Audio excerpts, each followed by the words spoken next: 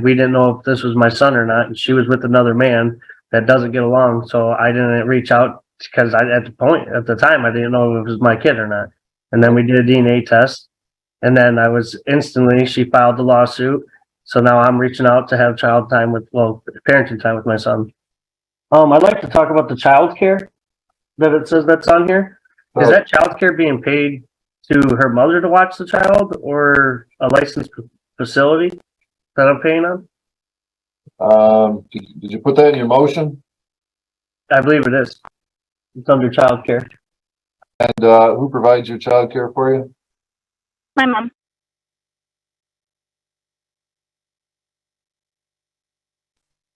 And how much do you pay her?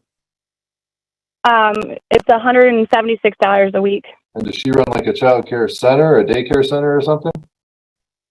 She does not. Sir, it doesn't sound like there have been any changes since the order was entered to the child care situation.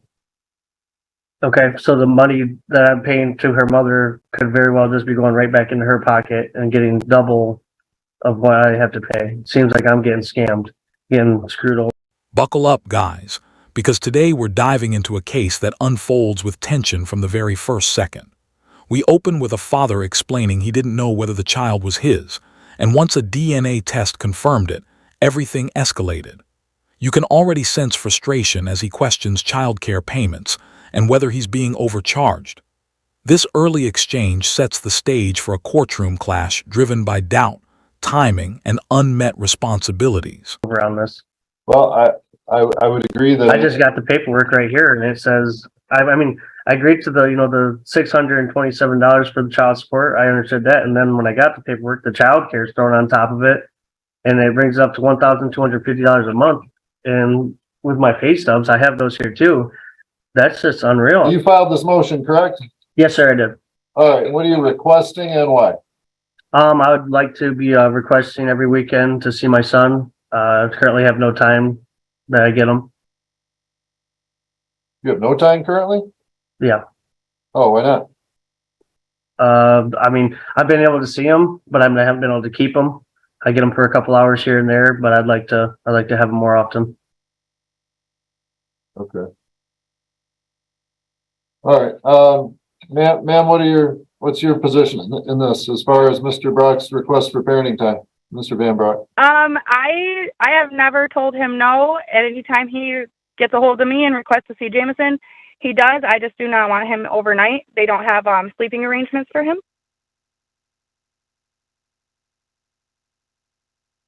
How old's the child? 8 months.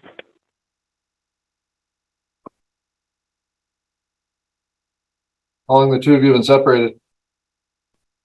We've never been together in the child's life. Oh, okay.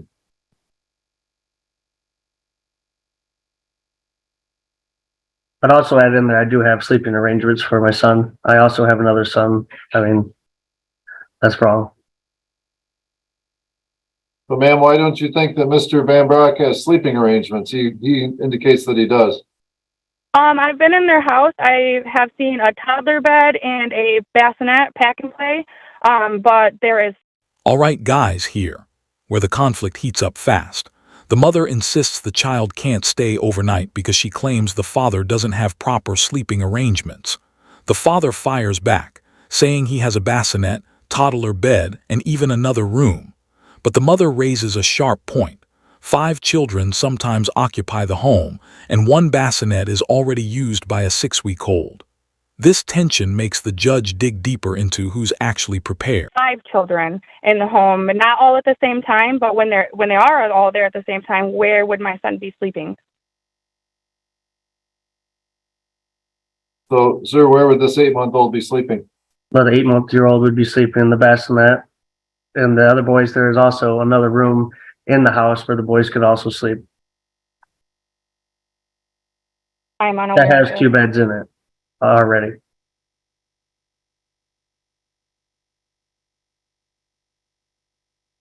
All right. So, ma'am, he's indicated this child would sleep in the bassinet. They have a 6-week-old baby that I believe sleeps in that same bassinet, so that doesn't make any sense to me. And it comes into 2. It separates. 2 bassinets? Yes, it does.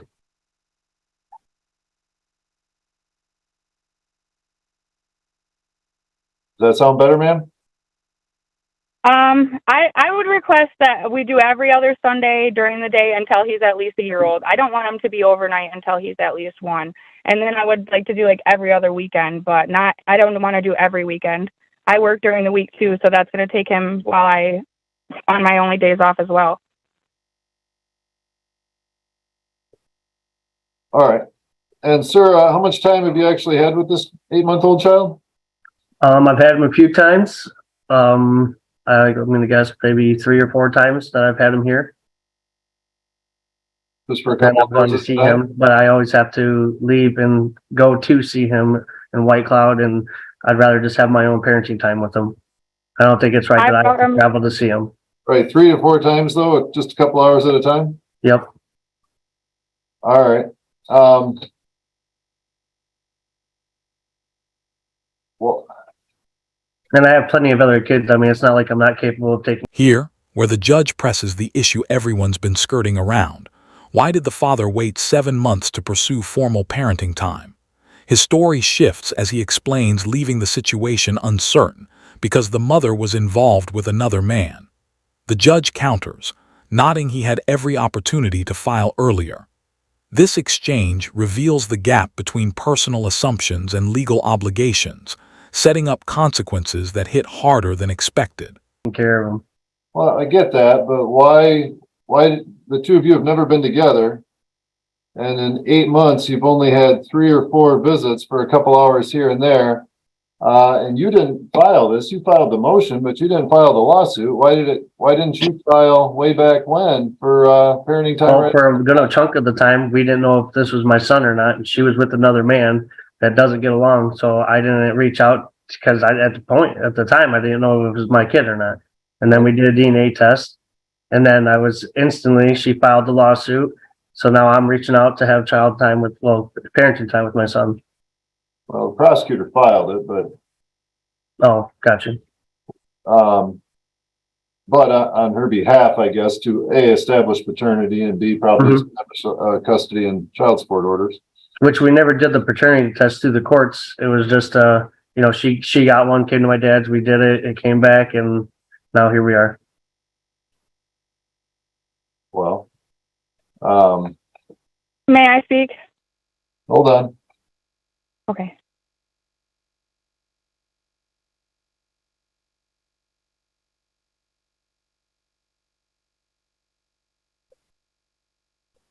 We held a hearing on April 12th. At that time, I would have asked you if you agreed that you were the father. If you didn't, that would be the time that you could have requested a DNA test, but you must have agreed at that time that you Yeah, were. I did. Okay. So you would have had the opportunity to have a court-ordered. Oh, I'm not saying that I don't need one. I feel as if we already had one. Now I know it's my son. Okay. But did you have an idea that the child might have been your son I for did. I did. 7 months prior to that? I had an idea I was there for the birth, but then immediately after that, she left with this man, and I figured that maybe they found out that it was his son. Because after that, she ghosted. She never said anything from Halloween. Okay, my point is that any time over those intervening months, you could have filed something with the court on the belief that it was your child and had the court address it. Mm-hmm. Well, at that time, I didn't know. I had no idea. And And I imagine I probably should have gone for it anyway. right, and I might be. Now the judge steps in with a firm tone, laying out a structured parenting plan based on the child's age and the father's limited involvement so far. The schedule starts small, Wednesdays and Sundays, then expands as the child reaches 1 and 2 years old. You can sense the father realizing the impact of not acting sooner. This moment is pivotal because it defines the entire future of his relationship with his child, rooted in the judge's insistence on stability. We might be having a totally different conversation about how much parenting time you would have if you had regular time for the last 7 months. Yep. Who knows? Maybe you would have half the time. Who knows? Maybe not. I don't know. But I guess we're here now, and you've only seen the child a couple times. So I'll implement the reasonable parenting time policy schedule for parenting time at this point. Like I said, if you had significantly more time over those months, then I may very well be moved to have given you more time, but Okay. since you haven't, I have to deal with the situation as it is. And so where is it?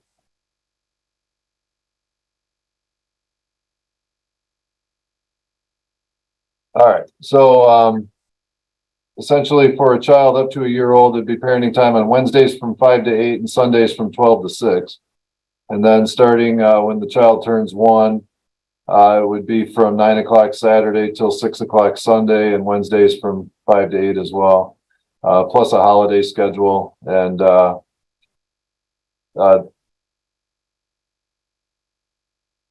additional time in the summer, 1 week blocks each month in the summer and things like that. Then when the child turns 2, it would be every other weekend, half the summer and half the holidays.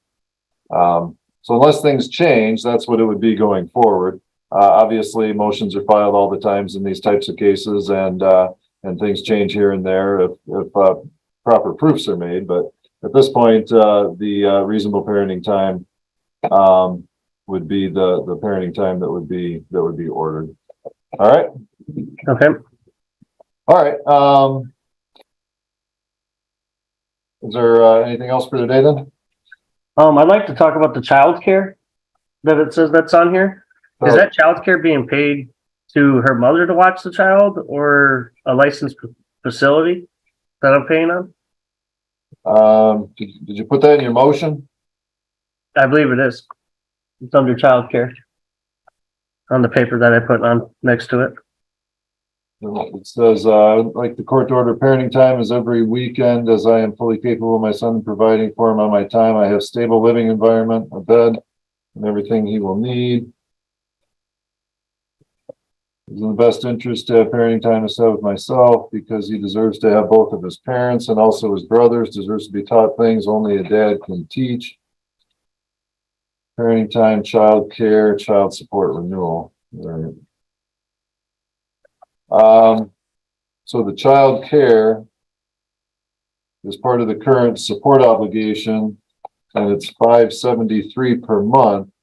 Ma'am, since the time that you had your final conference with the prosecutor's office, usually Linda over there, has your child care changed at all?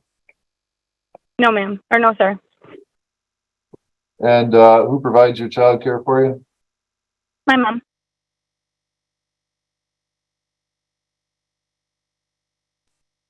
And how much do you pay her? It's $176 a week.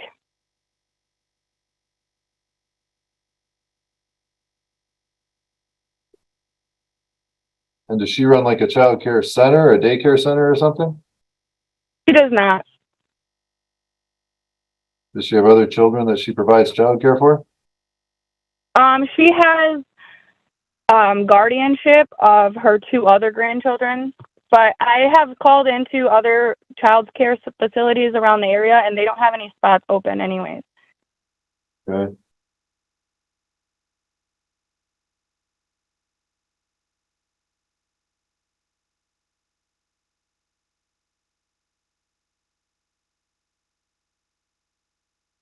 Sir, it doesn't sound like there have been any changes since the order was entered to the child care situation.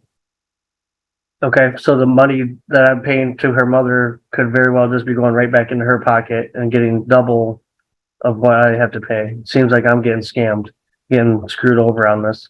Well, I would agree that I usually scrutinize situations where a grandparent or a family member or relative is providing the child care, but you would have had the opportunity to do that when that order was entered, or before that order was entered. I didn't even know the order was entered. It wasn't talked about on our first meeting. At this point, I just got the paperwork right here, and it says, I mean, I agreed to the $627 for the child support. I understood that, and then when I got the paperwork, the child care is thrown on top of it, and it brings it up to $1,250 a month. And with my pay stubs, I have those here too. That's just unreal. I have a newborn child as well.